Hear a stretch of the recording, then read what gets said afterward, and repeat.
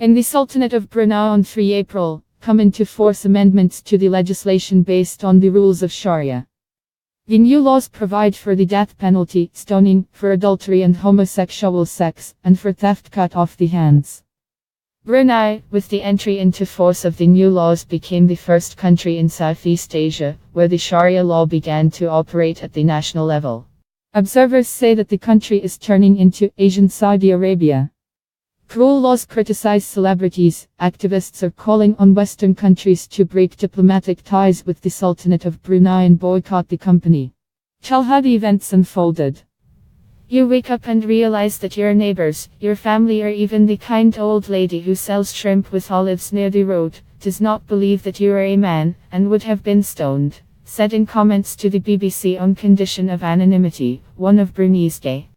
72-year-old Sultan Hassan al-Bolkiah heads Brunei investment agency, which has world-famous hotels such as the Dorchester in London and Beverly Hills Hotel in Los Angeles. Brunei is a monarchy and, of course, no boycott will not change these laws. But are we going to pay them because they violate human rights? Asks the actor. Every time we move into these hotels, dine or meet with someone at these hotels, we have put money in the pocket of the people who want to beaten to death with stones and whips its own citizens, said Clooney.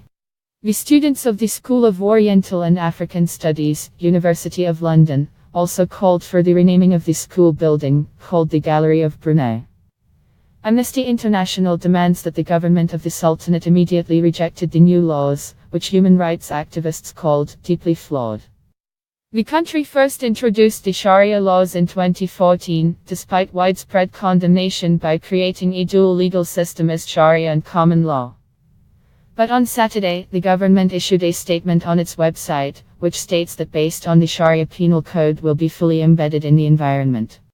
There are several theories, but Matthew Wolf, the founder of human rights group, the Brunei Project, believes that this may be due to the weakening of the economy of Brunei. One theory is that it is a way for the government to strengthen their power in the context of a weakening economy that could potentially lead to some unrest in the future, said Mr. Wolf. Related has an interest, Brunei. Ad. To attract large investments from the Muslim world, as well as a larger number of Islamic tourists. It can be considered as one way of attracting this market.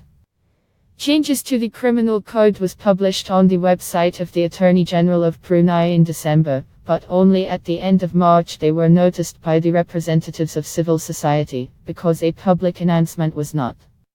According to American magazine Oil and Gas Journal, Brunei is in 4th place in the region in oil reserves. The main part of energy of Brunei sells in Asia. The regime is trying more and more legitimized as a theocratic, and appeals to conservative Islamic ideology, says Bridget Welsh, an expert on Southeast Asia from the John Cabot University. He adds that in order to accuse someone of sodomy, according to the laws of Sharia will need substantial evidence, but the Layat community lives in fear, because each member may be the first victim of the new laws. Our oil reserves are running out, and the Sultan had to find a way to control the economy after the introduction of new taxes and reducing subsidies, she said. The fear of death was real, and my dream that the family will take me for who I am, and have remained a dream, says Conrad, a 19-year-old gay Muslim from Brunei.